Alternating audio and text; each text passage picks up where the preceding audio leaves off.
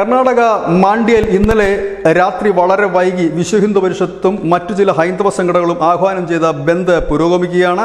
അവിടെ ഗ്രാമവാസികൾ കേരഗൊഡു എന്ന് പറയുന്ന മാണ്ഡ്യയിലെ ഒരു ഗ്രാമത്തിൽ ഗ്രാമവാസികൾ ഉയർത്തിയ 108 അടി ഉയരമുള്ള ഹനുമാൻ പതാക നീക്കം ചെയ്തതിനെതിരെ പ്രതിഷേധം പുകയുകയാണ്.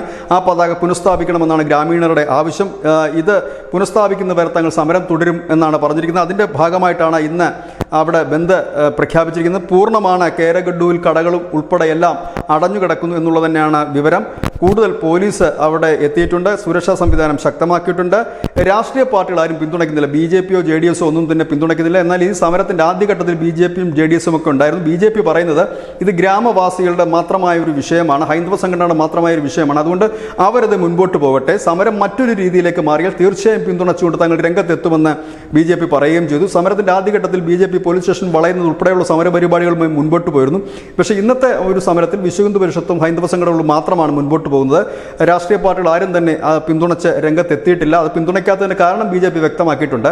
ഇതൊരു ഗ്രാമത്തിൻ്റെ വിഷയമാണ്, ഇവിടെ രാഷ്ട്രീയം കലർത്തരുതെന്ന് ഗ്രാമീണർ തങ്ങളോട് പറഞ്ഞതുകൊണ്ട് മാത്രമാണ് തങ്ങൾ മാറി നിൽക്കുന്നത്. പക്ഷേ ഇത് വിശ്വാസത്തെ ഹനിക്കുന്ന രീതിയിൽ ഇത് മുൻപോട്ട് പോയാൽ ഇടപെടേണ്ടി വരും എന്നൊരു മുന്നറിയിപ്പും BJP നൽകിയിരിക്കുന്നു. News desk, news India Malayalam.